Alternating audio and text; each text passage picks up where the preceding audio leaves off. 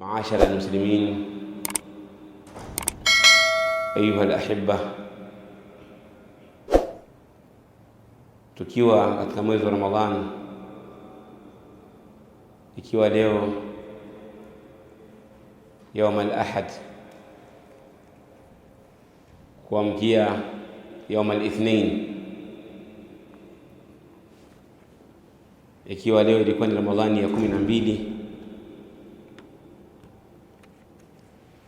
mwaka 1447, ikiwa leo ni tarehe 1 mwezi wa 3 mwaka 2026. Hakika katika huu mwezi wa Ramadhani anatakiwa Muislamu akithirishe kufanya ibada. Tulikuwa na 10 la mwanzo ndio lishaondoka, sasa tuko 10 la pili. Fayambaghi lilmuslim an yukthira min fi'li al-ibadat fi mawasim al-khairat, inatakiwa Muislamu akithirishe kufanya ibada na matendo yaliyokuwa mema katika misimu ya kheri. Wadhalika liyazdada ajruhu inda Allahi azza wa jalla, hivyo ili upate kuongezeka ujira wake mbele ya Allah subhanahu wa ta'ala. Fala yanbaghi li ahadin adraka ramadana au mawsima min mawasim alkhair an yuamilahu muamalata ada, haipendezi kwa mtu yoyote ambaye ameidiriki Ramadhani au ameidiriki msimu katika misimu ya kheri, akawa huo msimu wa kheri wa kuongezewa thawabu akaufanyia muamala wa kawaida, akaifanya Ramadhani au msimu wowote wa kheri ni kama miezi mingine ambayo sio mwezi wa Ramadhani. Bali alladhi yanbaghi lahu fi mawsim alkhair, bali jambo ambalo linapatikana kwa Muislamu katika misimu ya kheri, ayuamilahu muamalata tarbiyati linnafs, aufanyie muamala huo msimu wa kheri muamala wa kuilea nafsi yake, wa tahdhibi laha, na kuisafisha, liyahsula ila darajati taqwa, ili aweze kufikia katika daraja ya uchamungu. Ajitahidi aitakase nafsi yake, ailee, aisafishe, ili aweze kufika katika daraja ya uchamungu, min khilali kathrati al-ibadat, kupitia wingi wa kukithirisha ibada, min qiraati Qur'ani, katika wingi wa kuisoma Qur'an, wa dua na dua, wa sadaqa na kutoa sadaqa, kuswali sana sunna, ukamaliza kuswali salatu tarawih ukaona bado una nashat ya kusoma Qur'an au nashat ya kuweza kuswali sana, kuongeza rakaa, ongeza rakaa 2 kuwafanyia wema wazazi wawili, kufanya adhkari mbalimbali na mengineo katika matendo yaliyokuwa mema. Lakini hizi ibada na hizi sunna ambazo utazifanya ayuha al-akhi al-muslim, la budda min muraati sunnah wa adam mukhalafatiha, unatakiwa katika hizi ibada zote ambazo unazifanya katika mwezi wa Ramadhani na nje ya Ramadhani au katika misimu ya kheri, lazima utilie umuhimu kufuata sunna na kuto kingiuka au kwenda kinyume na sunna. Katika Uislamu unaambiwa kwamba hii ni ibada ifanye, alafu hii ibada ifanye kwa namna hii na hii na hii. Si kwamba unaambiwa kwamba fanya ibada alafu wewe ukatafuta hiyo ibada unayoijua wewe ukaifanya alafu ukaifanya kwa utaratibu wako. La, katika Uislamu unaambiwa kwamba fanya hiki nacho ni ibada, alafu hiyo ibada ifanye katika namna kadha na kadha na kadha. Allah subhanahu wa ta'ala ametuambia tuswali, lakini hakutuacha hivi hivi. Mtume wetu Muhammad sallallahu alaihi wasallam akatuelekeza namna ya kuswali, na akasimama juu ya mimbari akaswali, wannasu yushahidunahu sallallahu alaihi wasallam, hali ya kuwa tunamshuhudia Mtume sallallahu alaihi wasallam. Falamma faragha min as-salah, alipomaliza kuswali, qala lahum alayhi salatu wasalam, akawaambia sallallahu alaihi wasallam, sallu kama raaitumuni usalli, swalini kama mlivyoniona mimi nikiswali. Kwa wao wakawa wanaswali kama walivyomuona Mtume sallallahu alaihi wasallam akiswali. Kwa hiyo mambo ya dua, adhkar wama ila dhalika, yote haya tumeambiwa kama tufanye adhkar, lakini pia tumeelekezwa tufanye adhkari gani, na tukaelekezwa namna ya kufanya adhkar. Katika hilo kuna yale ambayo tunayashuhudia katika mwezi wa Ramadhani, katika kunyanyua sauti kwa kufanya dhikri zile jamai, al-adhkaru al-jamai, zile dhikri za pamoja. Na kwa kinyume cha Ramadhani kunakuwa na zile subhanallah baada ya swala, alhamdulillah, zile zinafanywa kwa sauti. Lakini hiyo sio maudhui yetu. Maudhui yetu ni katika hizi adhkari za mwezi wa Ramadhani ambazo huwa zinafanywa kabla ya swala na katika baadhi ya misikiti kabla ya swala na baada ya swala. Ashhadu an la ilaha illa Allah astaghfirullah, au ashhadu an la ilaha illa Allah nastaghfirullah nas'aluka al-jannata wa na'udhu bika minan nar, Allahumma innaka afuwun tuhibbul afwa fa'fu anna, na kuendelea, ya tawabu tubu alaina jazallahu sayyidana wama ila dhalik. Hii adhkari ambazo tunakuwa tunasikia katika misikiti mbalimbali, ambazo watu wanaziita kwa sauti moja, au anakuwa kuna mtu mmoja na anasema na wengine wanarudia kwa sauti moja. Huu utaratibu unaofanyika haujathibiti kwa Mtume sallallahu alayhi wasallam wala kwa masahaba.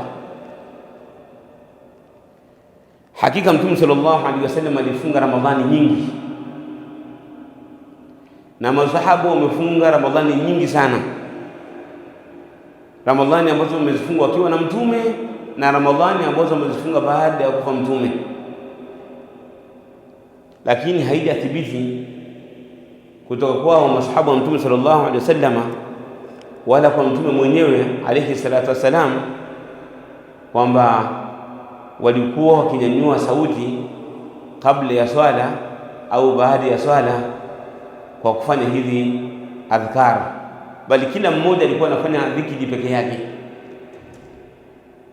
Ulikuwa katika wao, mara huyu anasoma Qur'an kabla ya swala, mara huyu anafanya dhikri, mara huyu anaswali, na katika hizo dhikri huyu mara anafanya istighfar, mara huyu anamswalia Mtume Muhammad sallallahu alaihi wasallam, mara huyu anasema la ilaha illa Allah wahdahu la sharika lah, mara huyu anasema astaghfirullah wa atubu ilayhi. Yani kila mmoja anafanya zile dhikri, lakini kila mmoja kwa sauti ya chini bila kumshawishi mwingine. Hivi ndivyo walivyokuwa wanafanya, imma kabla ya swala au baada ya swala. Na hili ndilo jambo ambalo linatakiwa kwa kila Muislamu, na hivi ndivyo walivyokuwa wanafanya Mtume na masahaba zake na wale waliokuja baada ya masahaba zake, wanafunzi wa masahaba na wanafunzi wa masahaba. Sunna imepita katika jambo hilo. Haikuwahi kusikika katika msikiti wa Bwana Mtume sallama watu wakawa wanasikia sauti ashhadu an la ilaha illa Allah nastaghfirullah. Haikuwahi kusikika hata siku moja, bali watu walikuwa wanafanya adhkari mbalimbali. Huyu anafanya dhikri hii, huyu anafanya leta dua, huyu anasoma Qur'ani, huyu anafanya istighfari, huyu anamsalia Mtume sallallahu alaihi wasallam. Kila mmoja anafanya kwa sauti ya chini, kila mmoja.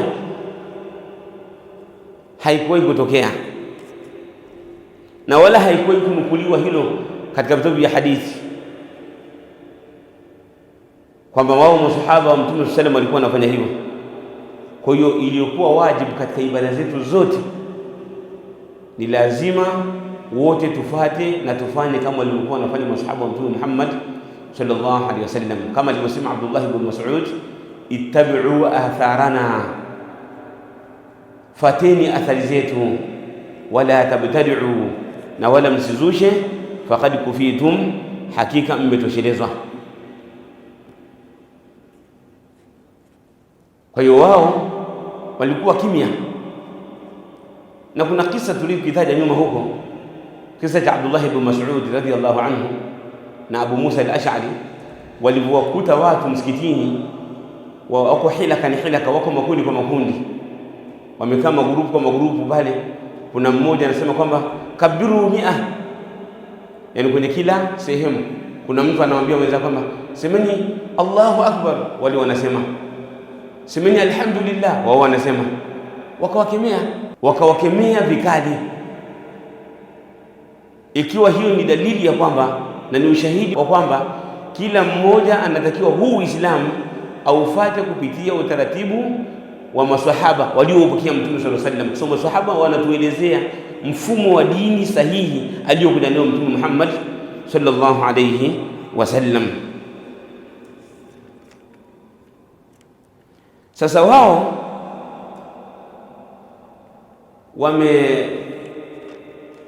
wamejaribu kujitutumua, wakaleta hadithi ambayo ameipokea al-Imam al-Baihaqi rahimahullah na wengineo katika ahlul ilmi, kama Imam Ibn Khuzaimah katika sahihi yake. Mtume sallallahu alaihi wasallam aliposema istakthiru fi ramadana min 4 khisal, fanyeni wingi katika mwezi wa Ramadhani kufanya mambo manne. Fanyeni wingi mambo manne katika mwezi wa Ramadhani. Khaslatani turuduna bihima rabbakum, mambo mawili mnamridhisha kwa mambo hayo Mola wenu. Wa khaslatani la ghina bikum anhuma, na mambo mawili hamna namna, lazima myafanye. Haya mawili mnamridhisha Mola wenu, lakini mawili hamna namna, hayo lazima myafanye kwa sababu mnahitajia sana nyinyi wenyewe. Wa amma al-khaslatani allatani turuduna bihima rabbakuma, ama mambo mawili ambayo nyinyi mnamridhisha kwayo Mola wenu, fa shahadatu an la ilaha illa Allah, ni kukithirisha kusema ashhadu an la ilaha illa Allah, wa tastaghfiruna, na kukithirisha kusema astaghfirullah. Haya ni mambo ambayo mkiyafanya, mkikithirisha kuyafanya mwezi wa Ramadhani, mtamridhisha Mola wenu. Kusema ashhadu an la ilaha illa Allah na kusema astaghfirullah, kithirisheni kufanya hivyo kwa sababu mnamridhisha Mola wenu. Wa amma allatani la ghina bikum anhuma, ama hayo mambo mawili ambayo hamna namna, lazima mnahitajia. Fatasaluna Allah aljanna, mnamuomba Allah subhanahu wa ta'ala pepo. Wa ta'udhuna bihi minan nar, na mnajikinga kwake kutokana na moto. Wanaona hayo mambo manne hayo, kwa maana wao wakasema kwamba haya mambo sisi tumeyachukua katika hii hadithi. Tunasema ashhadu an la ilaha illa Allah, nastaghfirullah, nas'aluka aljannata wa na'udhu bika minan nar, Allahumma innaka afuwun tuhibbul afwa fa'fu anna. Tumeyachukua humu. Sasa nini jawabu katika hii hadithi? Jawabu katika hii hadithi ijibu katika majawabu mawili, kwa sababu hata muda wenyewe umekwisha, lakini tustahamiliane tuimalizie hii masala. Sawa akhi Shaqiq? Naam, jazakallahu khair. Jawabu la kwanza, ayuha alahibba, ni kwamba hii hadithi ni dhaifu, yani ni munkar, ni hadithun dhaifun, yani kwa maana katika data kwamba hii hadithi ni munkar, na hadithi ambayo ni dhaifu la yajuzu al-amalu bihi, haifai kuifanyia kazi hadithi ambayo ni dhaifu. Udhaifu wake uko wapi? Udhaifu wake kwa sababu katika isnadi yake, kama alivyokia Imam Ibn Khuzaimah katika sahihi yake na al-Baihaqi katika Shu'ab al-Iman na wengineo kutoka kwa Salman al-Farisi, lakini hadithi hii inapita kwa huyu Ali ibn Zaid ibn Jud'an. Ali ibn Zaid ibn Jud'an, na huyu Ali ibn Zaid ibn Jud'an ambaye amesema kwamba ni dhaif ni al-Imam Ahmad ibn Hanbal, imamu ahli sunna wal jamaa, amesema kwamba huyu ni dhaif. Hata huyu mwenyewe al-Imam Ibn Khuzaimah ambaye ameipokea hii hadithi, na yeye pia amebainisha kwamba huyu Ali ibn Zaid ibn Jud'an akasema kwamba ni dhaifu. Akasema idha sahha al-habar, alipoipokea hii hadithi akasema hii dhikri itafaa kufanyia kazi in sahha al-khabar, ikiwa habari itakuwa ni sahihi. Tumeona vizuri hapo. Lakini pia miongoni mwa watu ambao wameidhofisha hadithi hii katika imma ni al-Imam Suleiman ibn Mihran al-A'mash, ambaye Imamu Dhahabi rahimahullahu ta'ala amemwita kwamba ni imamu al-muhaddithin, amemwita kwamba ni imamu al-muhaddithin.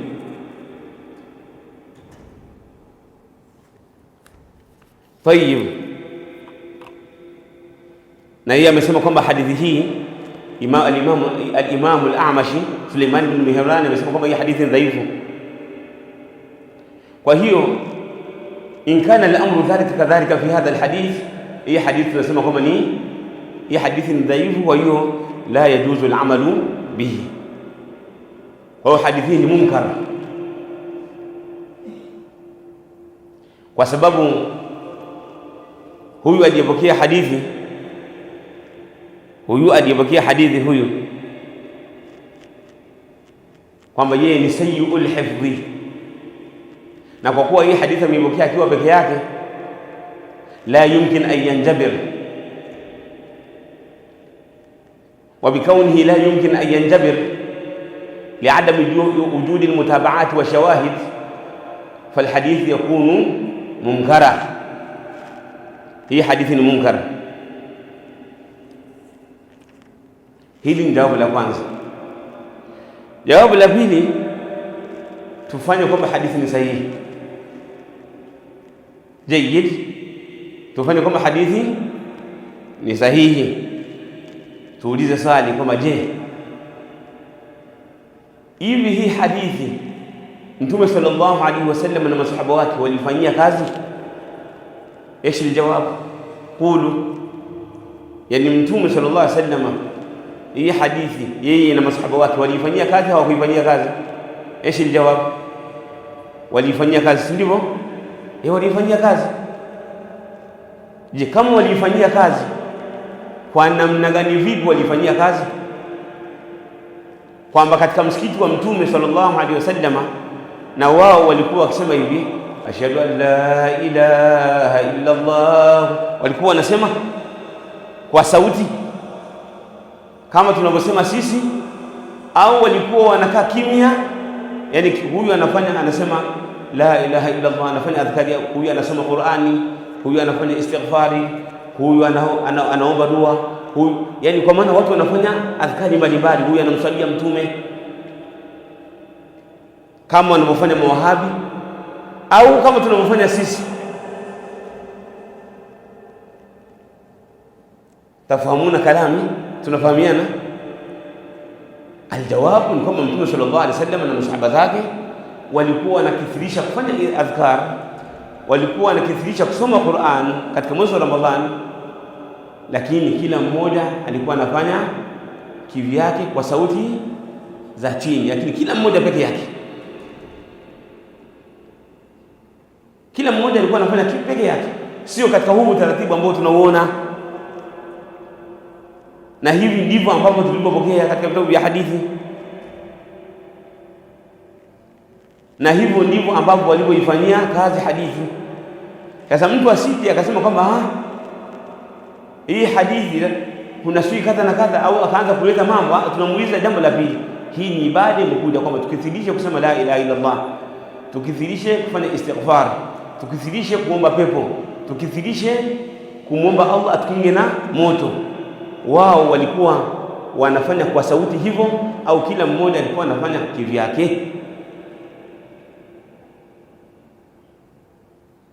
Aljawabu ni kwamba kila mmoja alikuwa anafanya kivyake, na wala huo ilikuwa sio muda wa swala peke yake, ni muda wa swala na muda ambao sio wa swala, kwa nafasi ya kila mtu, ima usiku, ima mchana, asubuhi, wama ila dhalika. Huyu anashughulika na kusoma Qur'ani, huyu anafanya adhkari, na hiyo adhkari watu wanafanya adhkari tofauti tofauti. Huyu anaswali na nizi anawafil mutlaqa.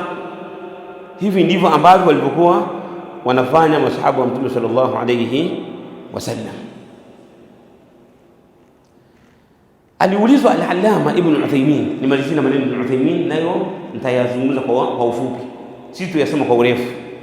Siku moja Ibn Uthaymeen aliulizwa kuhusiana na hii dhikri hii, kama ilivyokuja kwenye kitabu Nurun ala Darb. Katika Nurun ala Darb hili swali limeletwa kwa Ibn Uthaymeen. Bwana mmoja anaulizwa kwamba sisi kwetu katika mwezi wa Ramadhani, kabla ya salati dhuhuri na salati al-asri, watu wananyanyua sauti zao msikitini wakiwa wanasema ashhadu an la ilaha illa Allah, astaghfirullah, nas'aluka al-jannata wa na'udhu bika minan nar. Wanasema mara tatu, na baada ya hapo wanasema Allahumma innaka afuwun tuhibbul afwa fa'fu anna mara tatu. Kisha inakimua swala, kisha watu wanasimama wanaswali. Nini hukumu ya dua hii? Anaulizwa al-Allama Muhammad bin Salih al-Uthaymeen rahimahullah ta'ala, akajibu kwa kusema ra'ayna fi hadha ad-du'a annahu bid'i, tumeona katika dua hii kwamba ni ya bid'a, ni uzushi. Fa inna dhalika lam yakun ma'rufan fi ahdi an-nabi sallallahu alayhi wasallam, hakika jambo hili halikuwa ni lenye kujulikana katika zama za Mtume, kwamba watu kabla ya swala au baada ya swala au vyote kwa pamoja wanakuwa wanaleta dhikri hii kwa sauti moja. Anna an-nas yaqumuna yad'una Allah du'a jama'iyya, watu wanakuwa wanakaa na kuleta dua ya pamoja kwa sauti kabla al-iqama. Maelezo yanaendelea Ibn Uthaymeen rahimahullah ta'ala, na hayo yamenukuliwa. Hii fatwa hiyo katika fatawa Nurun ala Darb ni juzu ya 24 ukurasa wa 2. Sasa wao wanaweza kuuliza swali moja kwamba je, kila vitu alitokiacha Mtume haja kifanya haifai sisi kukifanya? Ile inaingia katika yani maulama wa sharia, kama alivyotaja Imamu Shatibi rahimahullah katika kitabu chake Al-I'tisam, ma sakata hukmu ma sakata anhu an-nabii sallallahu alaihi wasallam, hukumu ya vile vitu ambavyo Mtume hajavifanya. Je, kile ambacho Mtume hajakifanya si tukifanya ni bid'a au haifai? Ukisema ndio umekosea, na ukisema hapana umekosea. Jawabu fihi tafsili. yale ambayo Mtume sallallahu alaihi wasallama hakuyafanya yamegawanyika sehemu tatu. Sehemu ya kwanza, kuna yale ambayo Mtume sallallahu alaihi wasallam hakuyafanya lakini sababu ilikuwepo. Sababu ilikuwepo na kizuizi hakuzuiwa ni kitu chochote. Mtume hajafanya, sababu ya kufanya ilikuwepo. Naam, kuna kizuizi kilichomzuia? Hakuna. Sasa wewe ukija kufanya kwa sababu hiyo hiyo ambayo ilikuwepo zama za Mtume, tunasema umefanya bid'a. Kwa mfano, mathalan nitoe mifano miwili kwa haraka haraka. Hii dua na hii hadithi ya kusema ashhadu an la ilaha illa Allah wa astaghfirullah kabla ya swala na baada ya swala, sababu ya kuileta zama za Mtume ilikuwepo? Haikuwepo? Ilikuwepo, kwa sababu tunamridhisha Allah. Sababu ya kuomba pepo zama za Mtume ilikuwepo au haijakuwepo? Ilikuwepo. Kule kuleta hii dhikri kwa sauti ya pamoja, Mtume alileta? Hakuleta? Jawabu, hakuleta. Kwa wewe ukileta, tunakwambia huu ni uzushi, kwa sababu umeacha jambo ambalo Mtume angeweza kulifanya na sababu ya kulifanya ilikuwepo, lakini hakufanya. Na wewe kaa hivyo hivyo usifanye. Ukifanya umezusha, kwa sababu Mtume alikuwa na uwezekano wa kufanya na hakufanya. Wale wanaosherehekea maulidi ya Mtume sallallahu alaihi wasallam, sababu ya kusherehekea maulidi ilikuwepo? Haikuwepo? Ilikuwepo. Ni kwa sababu ya mazazi ya Mtume, kumpenda Mtume, kumswalia Mtume sallallahu alaihi wasallam, kumtangaza Mtume na kumtetea Mtume. Na watu walimtetea, walimtangaza, walimpenda, walimswalia na walimtetea wama ila dhalika, lakini hawakuwahi kusherehekea maulidi hata siku moja. Kwa hiyo wewe ukija ukisema nasherehekea kwa sababu nampenda, namtangaza na kadha na kadha, tunakwambia hiyo la yajuzu, haifai. Hiyo ni nukta ya kwanza. Nukta ya pili ni yale ambayo Mtume sallallahu alaihi wasallam aliyaacha, hakuyafanya, lakini sababu ilikuwepo ya kuyafanya, isipokuwa kilipatikana kizuizi. Sababu ya kufanya ilikuwepo, lakini kuna kizuizi kilichomzuia. Kwa hiyo ukifanya wewe baada ya kuondoka kizuizi, hiyo ni sunna. Mfano wake ni hii salatu tarawih tunayoiswali. Mtume aliwaswalisha mara ya kwanza, mara ya pili, wama ila dhalika, kisha baadaye Mtume sallallahu alaihi wasallam akawa hajatokea. Waislamu wamejikusanya msikitini kwa lengo la kuswali salatu tarawih, Mtume hayupo. Mtume akamwambia, nimewaona lakini sijataka kuendelea kwa sababu naogopea isije kafaradhisha hii salatu tarawih. Imeendelea zama za Abu Bakar na Umar. Baadaye Umar akawakusanya Waislamu kwa imamu mmoja, Ubay ibn Ka'b, na wengineo katika aima wale qurra. Watu wakamuuliza Umar, kwa nini unafanya jambo ambalo Mtume aliliacha? Kwa masalatu tarawih baada ya Mtume kuiacha, kila mmoja alikuwa anaswali kivyake. Sasa mbona unarudia watu kuswali jamaa wakati Mtume aliacha? Akasema Mtume alibainisha kwamba ameacha kwa sababu aliogopea isije kalazimishwe kama faradhi. Sasa hivi Mtume ashakufa, kizuizi kimeondoka, nayo ni nini? Ni wahi. Hakuna wahi baada ya kufa nani? Baada ya kufa Mtume. Kwa hiyo sisi tunaswali, wahi haupo. Kwa hiyo kwa kuwa kizuizi kishaondoka, sisi tunaswali. Hii nukta imeeleweka vizuri wala hibba? Jayyid. Ya mwisho, nukta ya mwisho ni jambo ambalo Mtume sallallahu alaihi wasallama aliliacha, lakini hakukuwa na sababu iliyompelekea Mtume kufanya. Yaani Mtume sallallahu alaihi wasallam kuna jambo hakulifanya, lakini hilo jambo haikupatikana sababu ya yeye kufanya. Kwa hiyo inapotokea sababu ya kufanya jambo hilo katika zama ambazo Mtume hayupo, hapo tunarudi katika maulama, tunauliza maulama, nini hukumu ya jambo fulani? Kwa sababu hili jambo halikuwepo zama za Mtume na Mtume hakupata sababu ya kulifanya. Hapo maulama wanajitahidi, wanasema ima jambo hilo ni wajibu, au jambo hilo ni mustahabba, ni sunna, au jambo hilo ni makruh, halipendezi kulifanya, au jambo hilo ni haramu, au jambo hili linafaa, ni mubah. Haya katika lugha ya kisheria wanaitwa fiqhu nawazil, alhukmu ala al-umuri al-mustajidda allati lam takun mawjudan fi zamani an-nabi sallallahu alaihi wasallam. Hii ni fiqhi ya mambo mapya ambayo hayakuwepo zama za Mtume Muhammad sallallahu alaihi wasallam au zama zilizopita. Maulama wa zama hizi ambazo limetokea wanakaa na kutoa hukumu ya jambo hilo. Hii ndiyo hukumu ya yale aliyoacha Mtume Muhammad sallallahu alaihi wasallam, yansakata anha, hakuyafanya. Ukisema kwamba ndio umekosea, ukisema hapana umekosea, lazima ulete huu mchanganuo ambao ameuelezea al-Hafidh al-Imam Ash-Shatibi rahimahullah ta'ala kwenye kitabu chake Al-I'tisam. Nasihati li jamii al-muslimin, nasaha zangu kwa Waislamu wote, arrujuu ila sunnah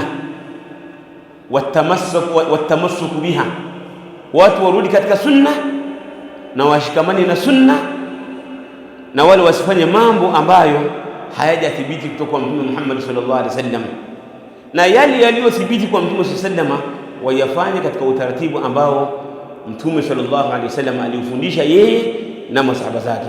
Wallahu ta'ala alam, wa sallallahu wa sallam wa baraka ala nabina Muhammad wa ala alihi wa sahbihi ajma'in, wa jazakumullahu khairan. Hii ni Wajawema Online TV. Hapa ni elimu tu.